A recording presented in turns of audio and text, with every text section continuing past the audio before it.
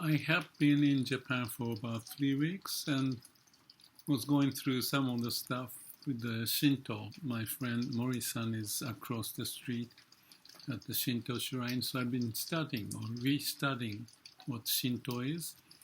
And then, of course, my background from Zen and Shin Buddhism.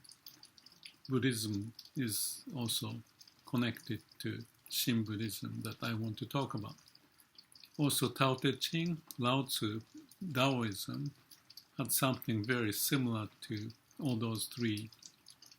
Shinto, Zen, Shin Buddhism, or Buddhism. So, what I'm seeing here is that the Eastern, Oriental religious approach has been based on before our mind get into the way. So you go back to the root of who we are, the way that the universe manifests and the nature took care of us to be born on the earth and live like the Garden of Eden, the state where everything happened without interpretation of words and logic to know what's going on. But there's a connection that we should have, and that's what I see in Shinto.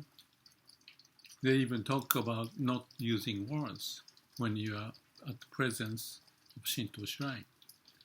So Tao Te Ching also talk about what's nameable, what is expressed in the words is not the Tao, which is the same as beyond the dualistic notion of what we have in mind. Is not quite the core of who we are to understand. So they talk about the wu wei, no action, meaning no human action, but the nature's way to take care of it. So Shintoism, Tao Te Ching, Lao Tzu, Daoism, similar, but also Zen and Jodo Shinshu, or the Shin Buddhism, or Buddhism in general, has the similar sense. In that case, is related to Buddha's awakening, which is go beyond the mind dimension, basically, to realize what's the core of who we are. That's what I found that I went through the Vipassana, similar to Dogen Zen, that you practice breathing, meditation, and inner body sensation. You realize what's really is happening, and when you realize that, you break the barriers of the mind, because mind has a constraint, but we don't know it because that's how we operate every day. But beyond that is the law of universe manifesting. So I see that is the awakening of Buddha, as much as I had this same or similar experience, maybe not to the degree of Buddha. When I went through Vipassana, I shared in the note, which you can find, what happened in those 10-day meditation. And I studied and then practiced. And then it was 24 years ago. And I revisited to Japan and then the Shinto and Daoism. And now I want to say something about what that is in relation to Christianity or Western way of approaching. And in this case, I just want to talk about Christianity and maybe some Judaism, maybe the right pronunciation. And what I found, what I believe is the case, is that they don't go all the way before the mind. They start with words. In the beginning it was. Before that, maybe there's something in the Bible and so forth, but not to the degree that the Shinto, Daoism, or Buddhism point the root of who we are. So what I found, if you can accept my talking about it out loud, about the Christianity and the Judaism, especially for this talk, I see that start with the beginning, where we have found words and the logic, and came out of the Garden of Eden, which I mentioned in another video. So in a way, like Daisetsu Suzuki mentioned, not to just to be in the dualistic world of the mind, we may need to go back to the Garden of Eden, which is basically, if you call it, enlightening experience before using the mind and what it's like. Because you are being one with the way of nature. And there's something beyond expression. So that's the reason why Shinto, they don't talk about words as much. And in Daoism, no action. And you cannot name it. And in Buddhism, it's awakening. And the Zen doesn't teach you. They just promote you to experience it, like a wisdom or intuition or awakening by koan, for example, or just sitting long time, or just sit and you be with the way flow of the universe to be aligned, the mind and the heart. So that's Eastern. Again, I'm rephrasing. And then I'm now talking about Christianity and Judaism based on those Bibles and what I see in there. So if I use the Judaism, as much as my understanding is limited, but I had a friend to share with me the document, Bibles and so forth. And one of the interesting finding for me is that when I read Torah, or the proceedings, you may call it, after the Torah, there's an interpretation or understanding of what it is by the rabbis, that they talk something, how they find it, how he interpreted it, and those are kind of like there's a constitution and there's an amendment of the constitution or refinement of the constitution so that we can practice it, right? Maybe you have a different opinion. If so, please send that comment into the comment column for this video. But my take is that when I look from my, let's say, the Eastern background, although I lived in the US and others, Western countries for more than half my life, I feel that the Judaism is, and also Christianity, therefore, is using the word and the logic to clarify not the constitution, but it's kind of like the constitution of how we live. That might be represented in the Bible or Torah, or whatever the form of or sect of the Christianity. Islam may have some influence, obviously, but I don't have much knowledge except for Rumi or Kabir. Those who may have some relationship, the pure experience of awakened state and what it is like, and expressed in the poem, not in the constitution. But going back to this Judaism and the Torah and the interpretation, the proceedings and understanding, and the rabbi to rabbi to rabbi to keep refining, that makes sense in a way. But I feel that there's beyond the word spirituality, experience, undescribable. It's still there. And that is one of the points I just wanted to share, which I did. But given what has happened in Judaism, but also in Christianity, in the Bible and the Testament, New Testament, and so forth, let me see what I can say about it. If you look at the commandment, this is what it is, and this is the commandment, this is what you do, and you'll be happy. It's kind of like a constitution. I'm sorry, maybe that is not the right word, but it's the hierarchical process of what is God, what He does, what you are as human, and what you are not, and what you need to do, following the logic, reasoning, and you'll be punished, if I may say so. And there's a hell and heaven. Actually, in Buddhism, there's hell and heaven. So there's similarity, and what I see in Buddhism related to what I mentioned about Christianity is that there's the concept or the idea, it's more than the idea, but for the sake of discussion, it's a concept of bodhisattva. So what is bodhisattva? There's awakened one, like Buddha. Bodhisattva is the one, he is going to the path of awakening, and maybe he awakened a bit, and then he comes back to the world to do the job. So Buddha is there, awakened. This guy, Bodhisattva, relate to that because he has gone through the path to achieve that.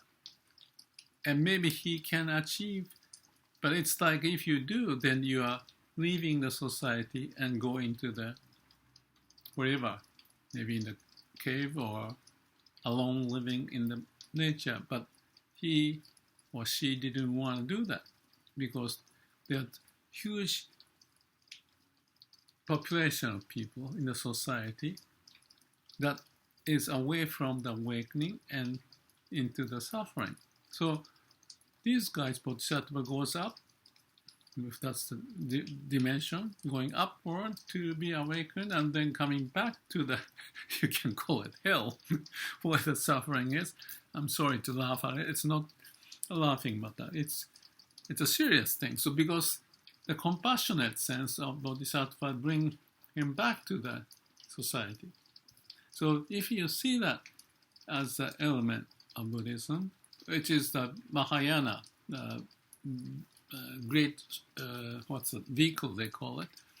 One is the Hinayana, which tend to be more aiming at awakening and stay there. But the other one, which came up after Buddha's maybe 300-500 years later, to realize that, okay, that's good, but let's come back, be with the people. And that's the Mahayana Sutra, and the Zen is one of them. Shin Buddhism is another one, and others too.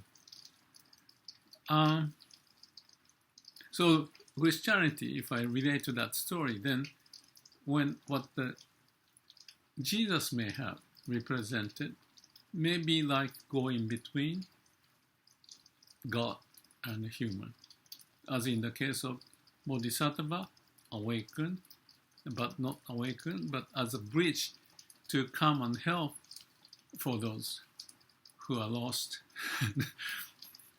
and not awakened and suffering.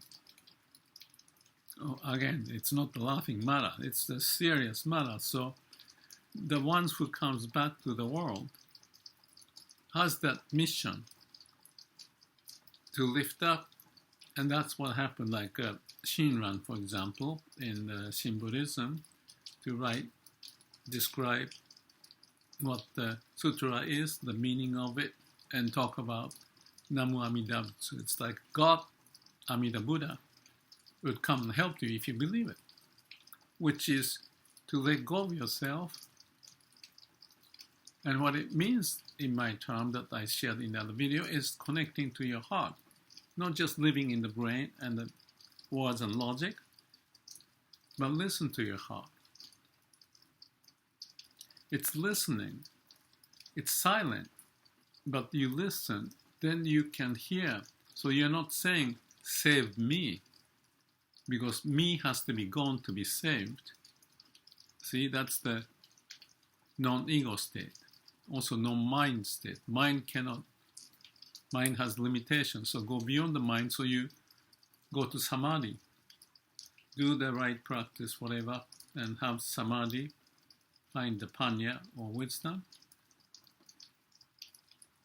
which is element of awakening, let's call it. And more we are aligned and break up this barrier between the brain or the mind and heart, we can understand better. For example, this breathing exercise in meditation. not just being here, connect to how the breathing takes place, also inner body sensation, scanning the situation in the body. You listen to it. You listen to it without any mind, with mind, no mind. So that's just a meditative practice. Go beyond word and logic to find what is the root and what you could be or you are. That's awakening. And then move on to the path by Zen, koan, meditation, or by Shin Buddhism, Namo Amida Butsu. You let go of yourself for the vow of Amida to help. So Amida will be there if you are open to listen and believe, then you have the connection. So that part, if you relate to Christianity, I see similar. One caveat is that in Christianity, I hope this is not to be seen as bias, but in a way, that notion that I have is that whether you'll be punished or not. In the case of Christianity, there's punishment. And if you relate to the society of how we govern the nation and have the constitution, not the constitution of the human, but constitution of how we run the nation,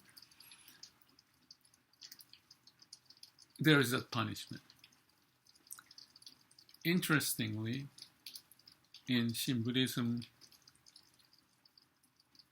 even the sinners would come to heaven or be enlightened when they listen to their heart. You listen to Nami Amida Butsu. Not anymore, you are saying, because your mind is empty, you let go. Your ego is gone by your belief in Amida Buddha to help. So Amida Buddha comes to you because you let go. And the result is, like in the case of Myokonin, I find it very appealing or convincing that not very intellectually oriented, and some of them cannot even write, like Saichi and Osono and others that I may have mentioned in my video, has the belief and behave as if he is really enlightened. Not to put any emphasis on enlightenment, but it's the conversion, maybe in the case of Christianity. And as I found some of those saints or the Bible stories, or Brother Lawrence, I recently shared some stories. They have the similar sense, similar belief, attitude, behavior relating to God, to let go. Again, no mind, no self. So, to summarize what I wanted to share was about different religion, different origin, different characteristics, but there may be a way to understand, to relate to each other, because if we are segmented, just like in the caught up in the mind, not listening to heart, we get more limited. My hope is to not to condemn or argue or talk about, but just to relate to what those religions could be and what's the essence of it, and find your path. Of course, there are different words and logic and opinions and studies and document, so it could be confusing. It sounds good, and then what? But I believe if you're inquisitive and not learning with the brain, but connecting to your being, I think, let me see.